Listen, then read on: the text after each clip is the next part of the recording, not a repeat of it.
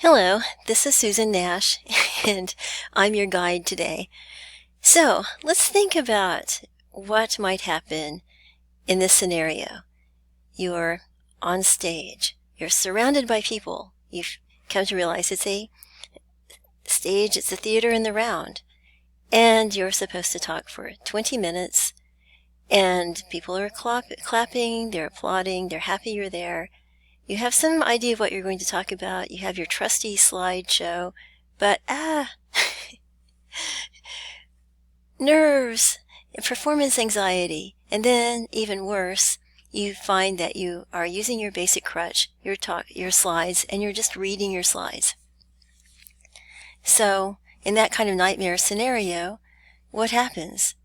Basically, you replay it in your mind later and think, oh, I could have done it differently. Well, let's talk about how we can do talks and do them differently. So let's think about what makes a TED Talk so special. So what makes it different than other types of presentations? And essentially, I think we can boil it down to the fact that in a TED Talk, you're getting to know a person and their experience, and you're learning from their experience, and you're fascinated by it. And maybe the topic isn't as interesting as some other topics, but because that person is kind of taking you on a journey with them, it's much more interesting. So like in a TED Talk, you could have a turning point or a realization or discovery, a relationship maybe with a parent or with a person who is very influential in that relationship, its trajectory. You could talk about a process that is illuminating in some way. More than anything, TED Talks usually contain an experience that many people can relate to, and they often also tie to a current issue that is on the mind of many. So, for example, right now, here in Tulsa, Oklahoma, there's a problem with feral cats, and there's a bridge, the 11th Street Bridge, and I've noticed that there have been a few volunteers who've really taken care. And the feral cat problem, while people are still sort of dropping off food and things, the population seems to be under control because volunteers have taken it upon themselves to take them down and have them spayed and neutered and also adopted. So that's a current situation that I can share. But I might be talking about a story that is not from my personal experience so much, but it takes the form of a myth or a fairy tale, and it's comfortably predictable. So, what do these archetypal structures have in them? I think we're all familiar, at least now in our day and time, of the apocalyptic narrative. That's the gift that keeps on giving, I guess. Everything turning toward a predictable end of the world and final conflagration. But we also have redemption narratives, revenge narratives, a great hero. And many of those were first introduced to culture in times of say, ancient India, a lot of the Indian epics, the Bhagavad Gita, and also in Greek mythology, and essentially all the cultural legacy types of narratives. So obviously stories tell us something about ourselves and they communicate. Why are they so useful in a presentation? Well, first of all, they can help you connect to the audience. They help you pull together complicated details. They help you clarify your message. And then you can also include a story within a story to help your audience organize the knowledge.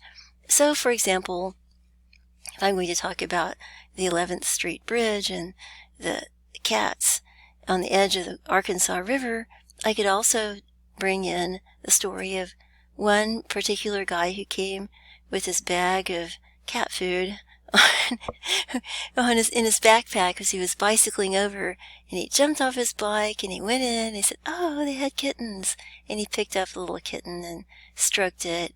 And I noticed that the man looked quite lonely, and I thought, this is a really good thing. He's really finding a reason to care, and he gets and then the little kittens are purring, so he had that satisfaction of caring for another creature and having that affection returned. So, it made me feel good, and even telling that story hopefully makes a few people, cat lovers, feel good too. But let's think about, again, those points. Let's reflect about those points, but let's add the idea of sequence and the fact that stories are sort of like beads in a necklace. They go in a certain order. They tend to be linear, at least pre-postmodern stories, and they can be followed.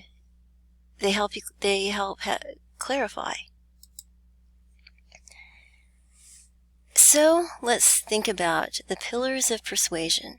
You've probably seen these before. They're from Aristotle's book, Rhetoric. And there are three basic categories. We have logos, which is logic. We have pathos, which is emotion. And ethos, which is credibility. It has to do with the character of the person or the overall tone or context. And they are absolutely critical in persuading. But later, the brilliant and inspiring rhetorician Kenneth Burke really emphasized the role of consubstantiality. So basically, deep empathy, connections, walking around in the shoes of somebody else, getting in their skin. He observed in a Rhetoric of Motives in 1950, 70 years ago, that's amazing, identification is affirmed with earnestness, precisely because there is division. If men or people were not apart from one another, there would be no need for the rhetorician to proclaim their unity. So in other words, stories bring people together, and they make them feel connected. And that's very important, especially now in these uncertain times. And these times are always uncertain. Let's talk about how the mind makes meaning. So Aristotle went on in the Rhetoric to talk about story lines, and he talks about the unities. So there's a beginning, middle, and end. Later, Horace, who's a Roman poet, followed those quite carefully.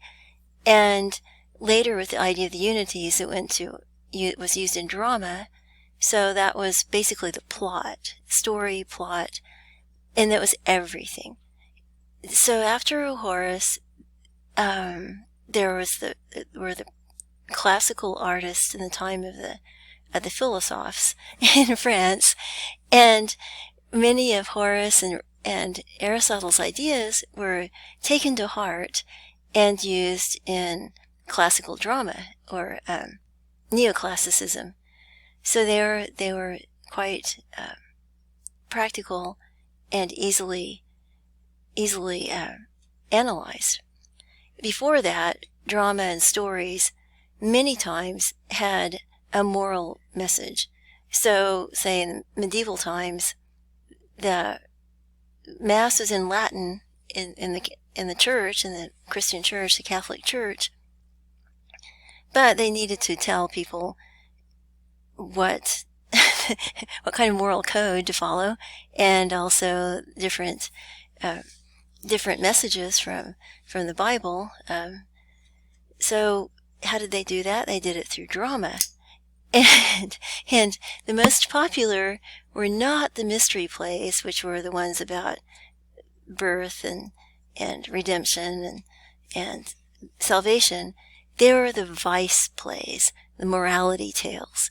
So the most popular character was always the villain, or who was always resoundingly punished. So you might keep that in mind as you're putting together your TED Talk. Keep in mind that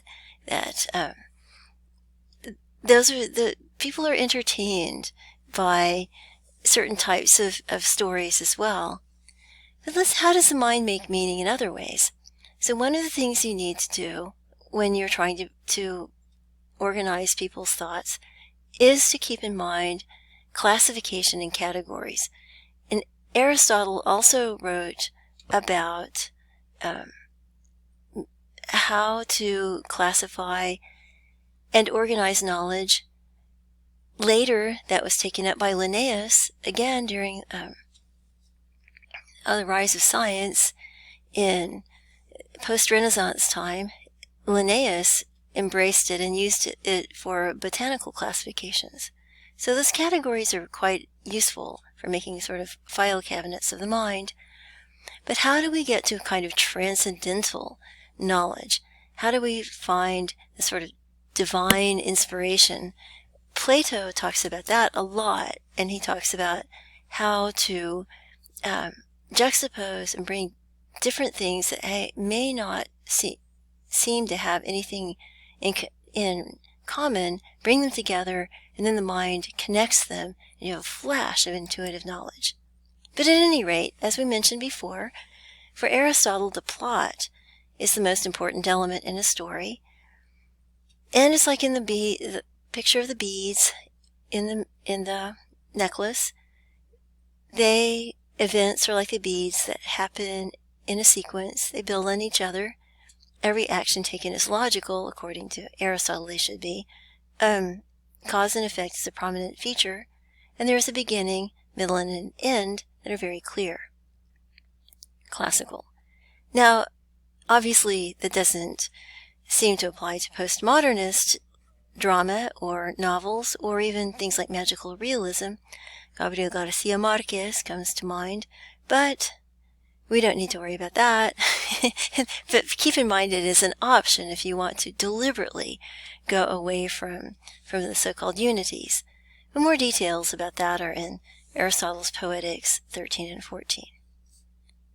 Okay, so other ways the mind makes meaning. There's denotative, the literal meaning of words, concrete connection.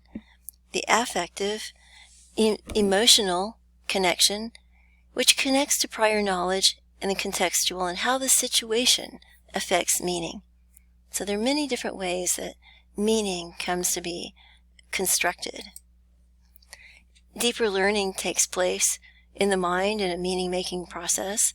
We have cognition, so we have the work of the neurotransmitters, and we realize that the deeper knowledge often takes place after it's been triggered or facilitated by emotion. So when Gagne talks about conditions for learning, he talks about keeping things interesting, triggering emotional, and the emotion doesn't have to be like fear or loathing or anything like that. It can be just curiosity. So in your TED Talk, throw in little things that make people curious. Those are little hooks.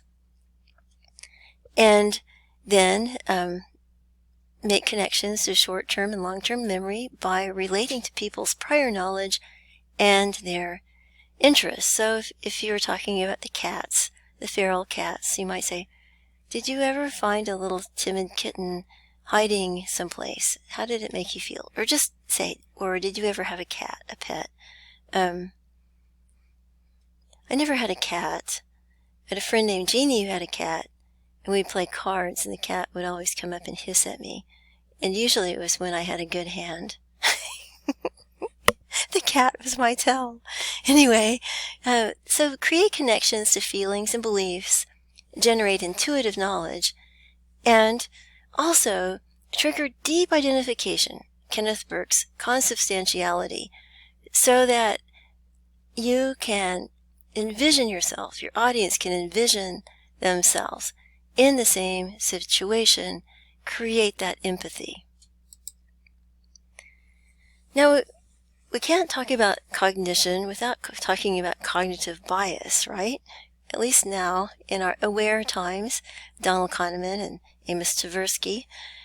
So, thinking, fast and slow. What is fast thinking? Fast thinking is usually the reptilian brain. Our primitive brain that is our limbic system that gets fight, flight, feed, etc. Fast, primitive, survival. And our slow thinking is in our frontal cortex that says, let's look at all these factors. Let's create our little categories. Let's sort, analyze, conclude, cause and effect, etc. Wonderful. It's very good. Except, as Kahneman and Tversky point out, if your reptilian brain is taking over, it floods your frontal cortex. And guess what? You're not going to be able to think logically. So, for example, let's talk about, say, food shortages due to a panic over, say, a possible epidemic or hurricane. Are you going to be able to make a plan spontaneously, very carefully? Well, it depends if it's happening at the time or if you're anticipating. But if you let fear come in, you are probably not going to be able to think clearly. And it can also trigger you into bias, all or nothing thinking. Everything will be sold out. Or hindsight bias. Well, I just knew that, but I knew that ahead of time. I knew that was going to happen. Or rosy recollection. Oh, those are such wonderful days in the past before we had this horrible hurricane. Well, maybe it really wasn't that great. Maybe the past was just the past with its good and bad, but when you look back with rosy recollection, especially if you're connecting it with a person who's now gone and you're feeling nostalgic, guess what? Your emotions will lead you along the path of cognitive bias. Now, you may want to influence your audience members to be biased. If you are a doomsday cult leader, you definitely want to do that. But some people are going to see through your manipulation, so it's probably better not to. So you may want to trigger emotions, but be aware of your audience, and also be aware of their values. If you don't really understand your audience, be careful, because you are likely to make some big missteps. Okay, so as you're making your presentation, think about how to create structure. How are you going to have a way to archive knowledge? Say you're talking about ways to classify those cats under the bridge.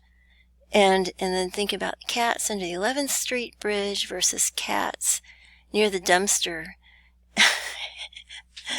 outside Reese's. Okay, so, supermarket. So, like, you're having categories of feral cat colonies. So it's just categorical thinking. Well, sorry about the pun. It was not intentional. So, classification for easy retrieval. But then, keep in mind that as you do that, and you're talking to your audience, you want to have touch points or hooks to trigger and connect with their long-term memory or memory triggers and experience. So trigger through emotional connections to the content of the categories to their personal experiences. So here's an initial outline for a TED-style talk. We can start in medias res, in the middle of things. So start with an illustrative beginning that hooks the reader. Wow, I was creeping down the side of the hill, down to the 11th Street Bridge, and I heard this meow. I'm not sure that I want to start like that, but start with an experience. Or like, have you ever had the experience of this? Or, yesterday, this happened. Then, have a clear description of the topic, 1 or 2 words that you will repeat throughout. And you will continue to repeat those words as you go through different sections of your talk. Those will connect them back to your primary thesis, which is your main idea. Now, you may take your audience members on a journey, and it's a journey of knowledge and self-awareness. Could be like The Zen of Art of Motorcycle Maintenance, Robert Pirsig. Zen and the Art of Motorcycle Maintenance, or it could be like Joseph Campbell, the hero of 1,000 faces, talking about the hero's journey. But it doesn't even have to be that involved. It doesn't have to be the Odyssey. Odysseus. You can be just talking about the unfolding of your experience and knowledge and communicating what you want your audience members to do, where you want them to be, do you want to take them. And then, if it's about being careful to take care of feral cat colonies, to be humane, as well as aware of diseases, etc., then think about what you want your ultimate point to be. So as you think back to your primary thesis, but think forward too, to the conclusion you're shaping the narrative to. So your examples and events will advance your narrative, and also you can use a few graphics. So, for example, in your journey, you say, look at the water, all these places, decisions, options, and points. I mean, not the water makes a decision, but all these places that it could potentially flow to. And using this as maybe a metaphor for complexity. But think about your graphic as not just a metaphor or a speaking picture that represents something else, but something that triggers the awareness and deeper learning in your audience. So you can demonstrate impact or clarify a confusing concept and make the abstract concrete. You can illustrate places and things. So if you're talking about the Taj Mahal, have a picture of it. Numbers, the quantity of things, like number of cases of this or that. Faces, diagrams, processes, and maps. Maps are always good. So what is your conclusion? Your conclusion, you can say, well, these are kind of a summary, but avoid conclusions that are just summaries. What you want to do is trigger continued interest and ask the audience members to feel active involvement. So, for example, here's the elote, the Cinco de Mayo Chihuahua race here in Tulsa. So I attended a few Cinco de Mayos in the past, and just loved it and thought it was really adorable how, like, here's a little Chihuahua with a little Elvis wig. I'm not sure why I had an Elvis wig. And then this little sombrerito. And they were racing. They had a little Chihuahua race. So, am I going to inspire my community to have a Chihuahua race, or I'm going to inspire people to sign up for a Chihuahua race? At any rate, what I want to do is conclude with an idea of action. It might be a personal action to, say, develop my own human capital in certain ways, or maybe a concrete action like, I'm going to go groom my Chihuahua and get him ready let me start training my Chihuahuas to win those races.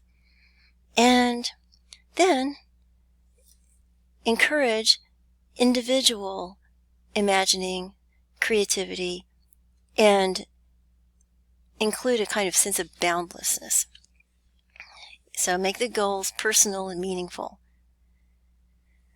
Well, this is the end of my presentation. I hope this has been useful.